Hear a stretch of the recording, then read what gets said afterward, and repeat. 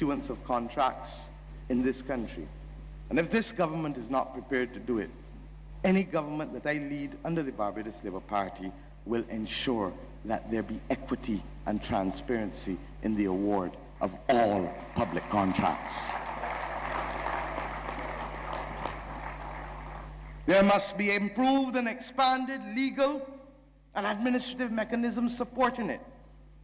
And public-private partnerships must not fly on the outside as being outside of the tender rules, but must be recognized as a conferring of the power to make money by a government on whom it confers that contract.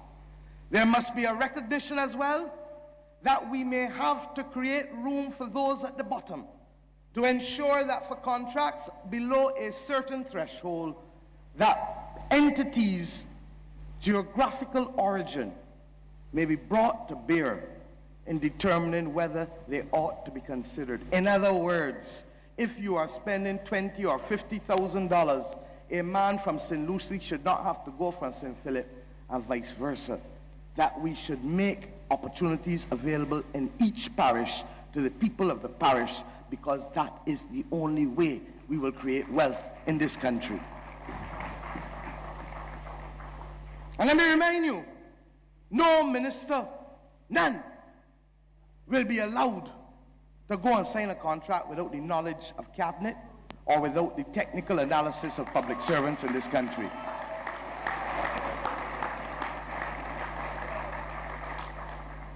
I'm marrying one here today. And I'm doing it by telling you in advance that any minister of a Barbados Labour Party government who would be so crazy as to feel that they could sign a contract without the authority and knowledge of cabinet and without the analysis of the public servants of Barbados will be fired on the spot.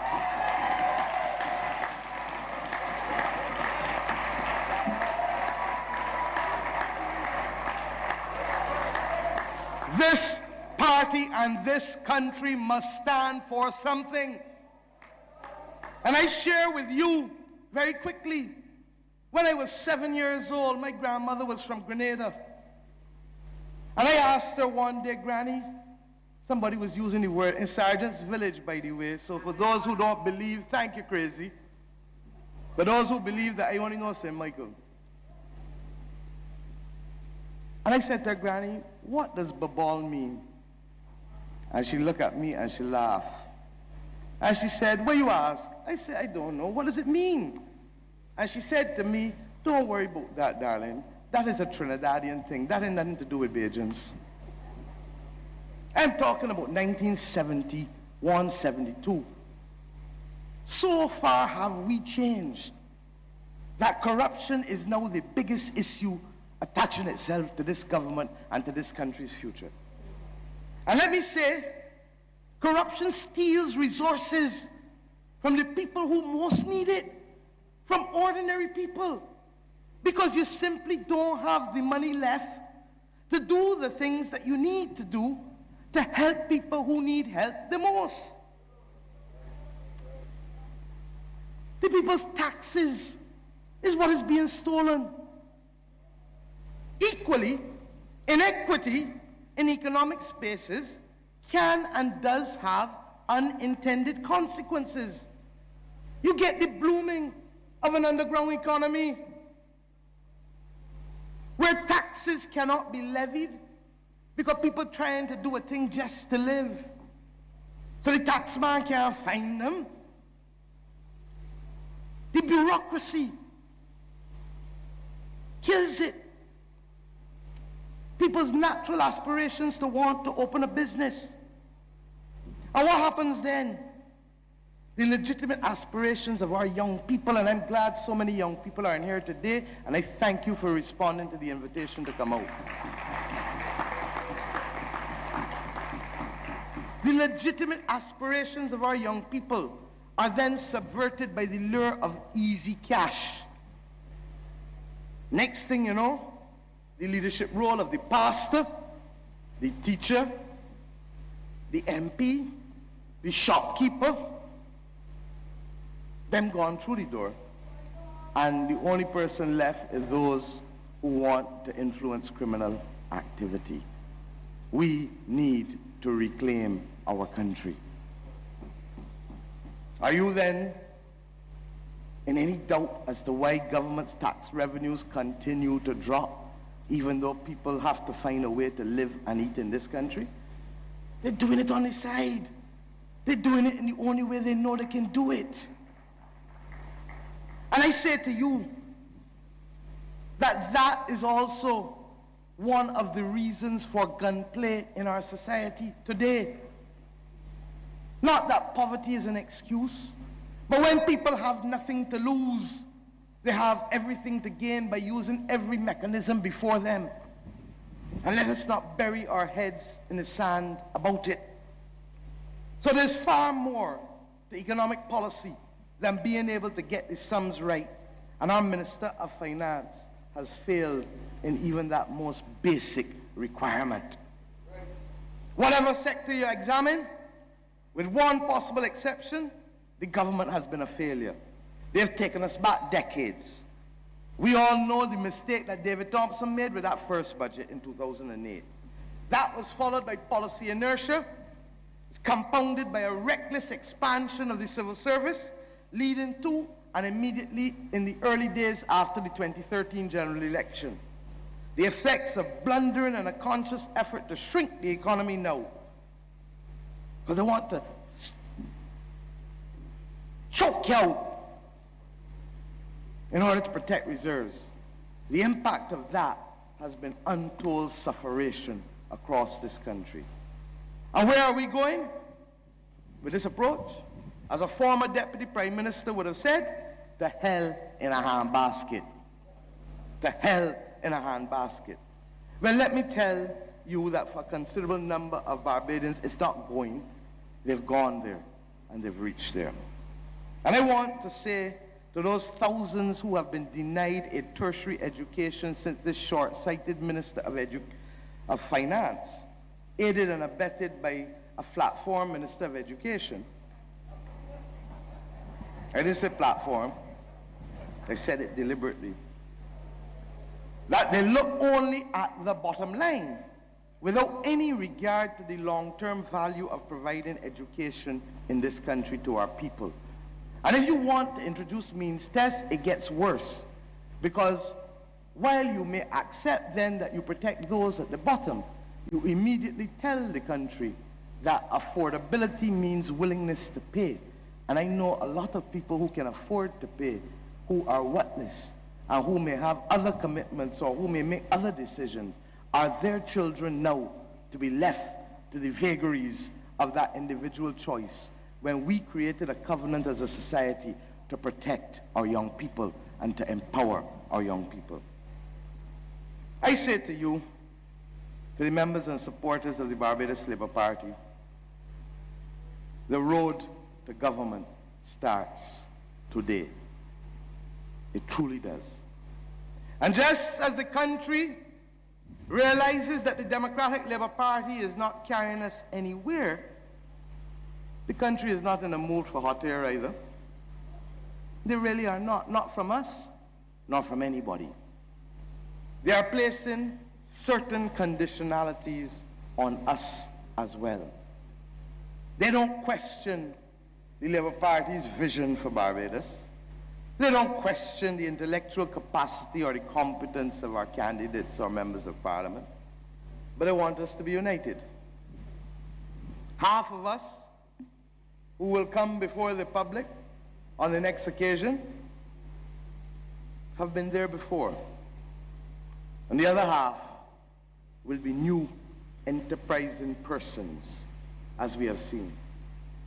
And with respect to those who have been there before, let me summarize that we have more than 70 years of ministerial experience in those candidates who are now coming before this country to run again, having served in almost every area of government across 14 years in the country.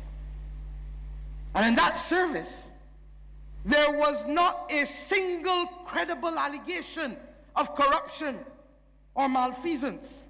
against the likes of those who now come to you again.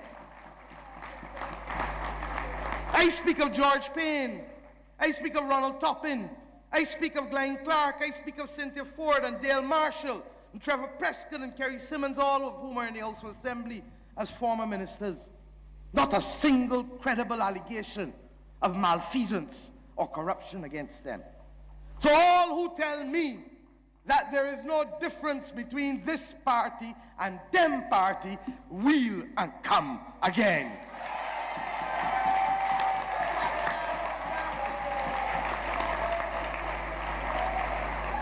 And to the other half that are new, there are some like Peter and Dwight and Santi and Maria and all of the rest, Eddie, who have not had ministerial experience, but have had electoral experience. And then there are those who are truly, truly new. And the new ones, like Colin, who I'm glad to see us, his Sabbath is just over and we respect him with his Sabbath. Thank you for joining us, my brother. But you met him last year at St. Leonard's. There are those like Ralph Thorne. Ralph, please stand and take a bow. You are a new candidate of this party. Please stand and take a bow.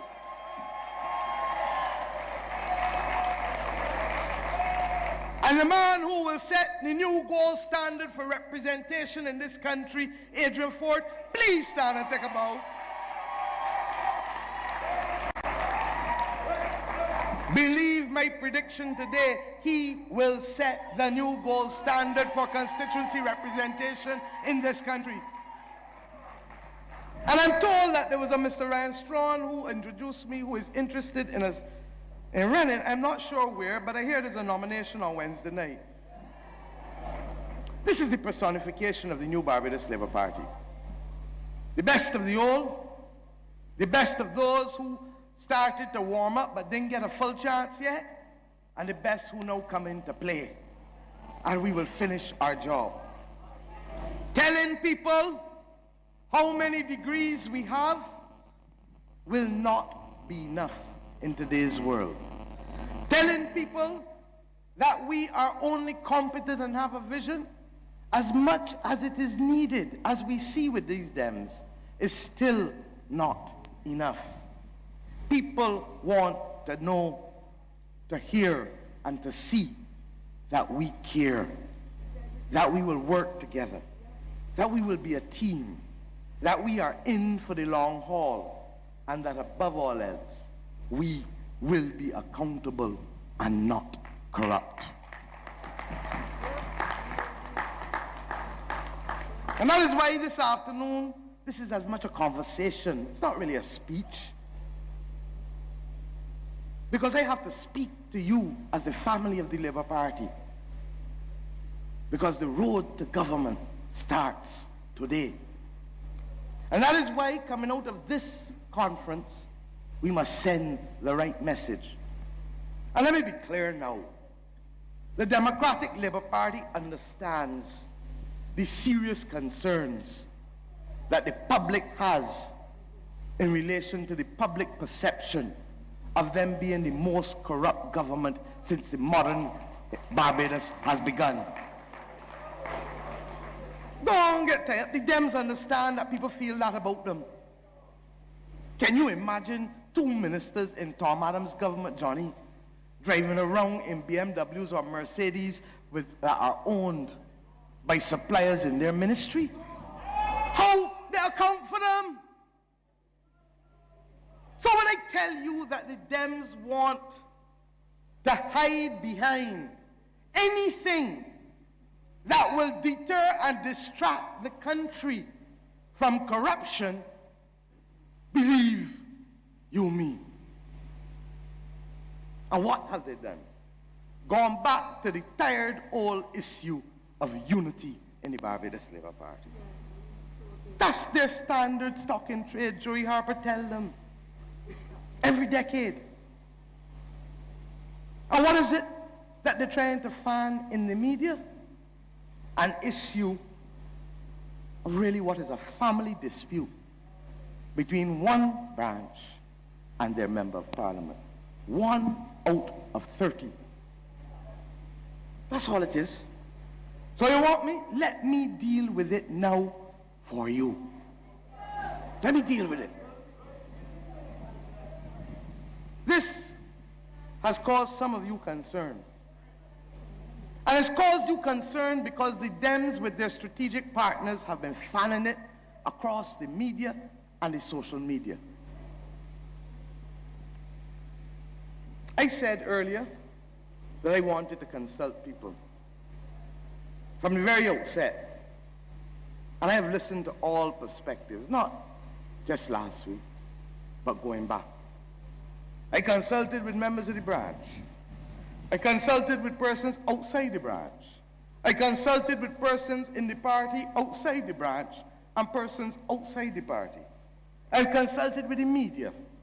I've consulted with the two former members of Parliament, Sir Henry Ford and Dr. Duguid. I have heard the sitting member of Parliament and spoken with her over the course of the last few months. And this morning, I heard members of this annual conference speak. I have spoken to them all. And I am now in a position, and I have a clear idea of what is going to be required. Next week, I propose to have a meeting with all the sides concerned again. And we will deal with this matter and settle it in Barbados Labour Party style and fashion. The public circus must stop. This fanning of flames in public must stop. That is not how we have ever done our business in the Barbados Labour Party.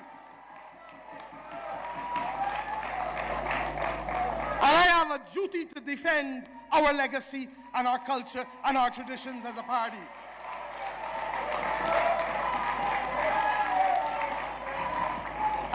And let me be fair, I don't subscribe to the view of muzzling anybody. The late David Thompson was forced to muzzle members of Parliament, and we scoffed at it when he did so, you remember? I'm not about to muzzle anybody, but I want to remind each of us that equally, freedom of expression carries with it responsibilities. And those responsibilities are to ourselves and to the people to whom we are in service. I'm very clear about it. What I will say to you is that I am truly at the end of my tether with this shouting across the party via the media. And the National Council has expressed a similar sentiment. This is not consistent with anyone who wants to be part of a new Barbados Labour Party dispensation. This is not consistent with people who want to be at the forefront of restoring this country and returning hope to our people. And might I say, these are all qualities that have to be considered by this party in determining who is suitable and who is ready to do the job of restoring this country. These are all qualities. Let it be understood. Don't take a 619. Don't take a 619. Let it be understood that we have one team. And this team may have 30 people in it, but there is one captain.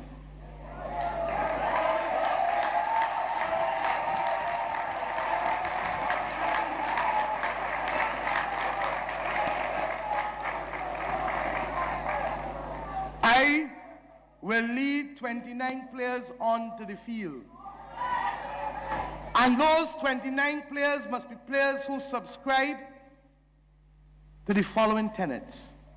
1, They must care for people and genuinely represent them. They must not use personal assistants as replacements for them as MPs, as the Democratic Labour Party now has perfected the art of doing. 2, they must be accessible to the people they represent. People do not want a second-hand version of us. They want to see us. And while people understand that you are not always available, they want to know that you will make time, or you have made time to see them and that you care. 3, they must work with each other to build consensus and to work as a team. The country requires it, the party requires it. 4, they must be disciplined about the task at hand. And 5, they must be accountable and not corrupt. 5 simple tenets. And trust me, if persons have a problem subscribing to these tenets, because sometimes people do, then there is still ample time to rethink what role they can play in an election process. Because much more is needed by this party than 30 candidates in an election. There's room for policy writing, there's room for mobilization, there's room for fundraising, there's room for branch mobilization, there's room for training, there's room for all kinds of things. But the people who we put on the front line to represent the values of this party in this annual conference must be those who subscribe to those 5 tenets if we are to get the trust of the Barbadian people again. Let me say, we all know the party has different organs. And there's some people who might find it difficult to serve as a team player.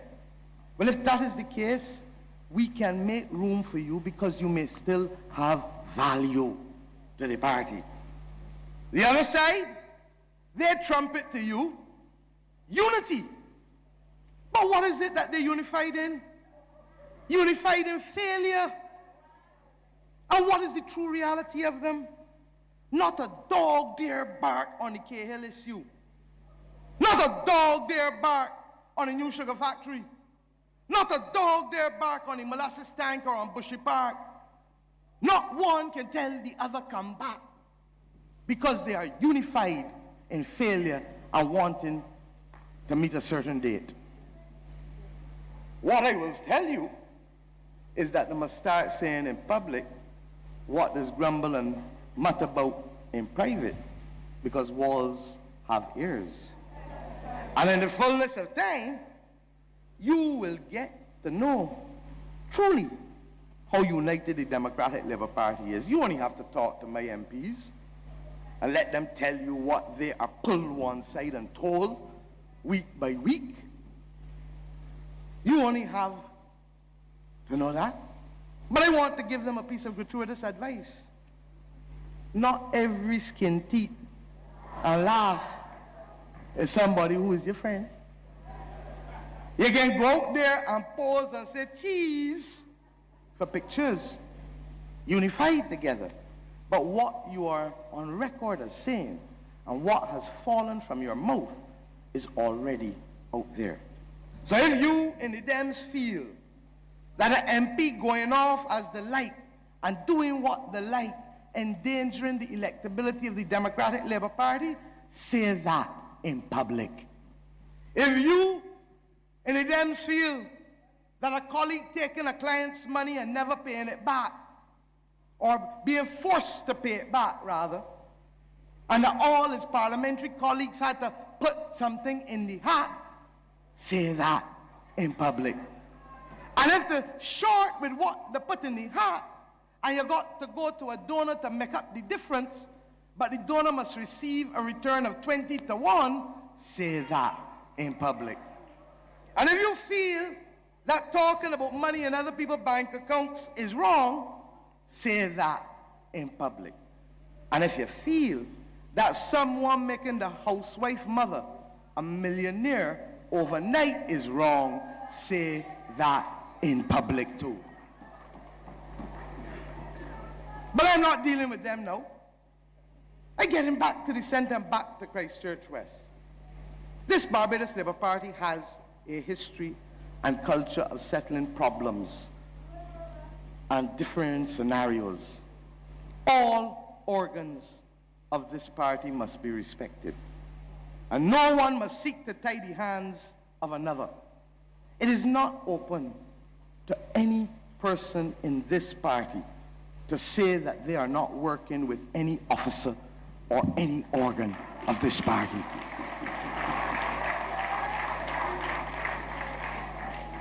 Our Constitution does not give them that privilege.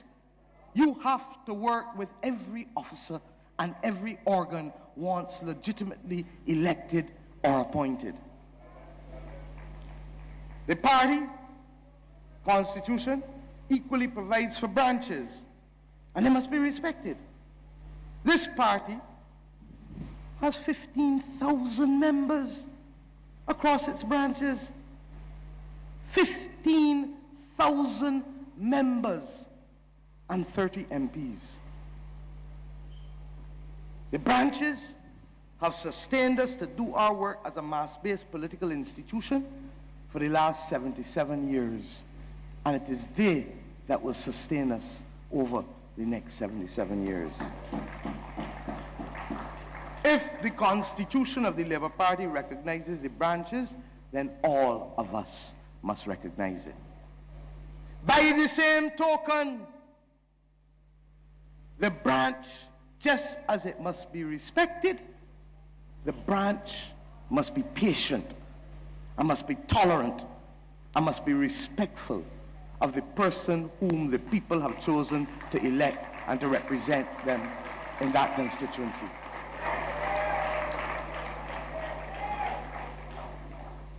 You have to perform the roles that you were elected to perform. And I am encouraged every day that across this party, non-paying volunteers in branches do work for us. Do so against the odds, without money, in rain, in sunshine, working in the interests of this party and in our mission to restoring hope to our people. But there must be an understanding that no organ or no man or no woman is bigger than this party. And let me tell you on this matter as I come to the end of it, there will be no pressure group in the Labour Party. Let it be known that Eric Seeley is dead. There will be no pressure group. I cannot and will not be pressured by anyone. I will listen. And I have listened. Those in the councils will tell you that I wait at the end now, and I listen for everybody to talk for hours before I speak. And I will continue to do so. Glenn Clark, to his credit, reminded me of the ways of other people and Johnny Cheltenham in this party. I listen, but I will not be pressured. This party has a constitution, and it has conventions, and they will be followed. It is what has influenced us in the past, and it is what will guide decision-making as we go forward. Both entities must work together in the interests of the people of Christchurch West and the party. To heal, both sides must trust each other and realize that they are working for a common cause. There must be genuine dialogue and a genuine effort towards healing. And it needs time. So I don't want to hear from the media or anybody that healing can take place in a week or a month. This needs genuine effort towards healing. And let me say finally that there is no wisdom, and this is what has confounded me. There is no wisdom in this battle. These are people who need each other to work in the same cause.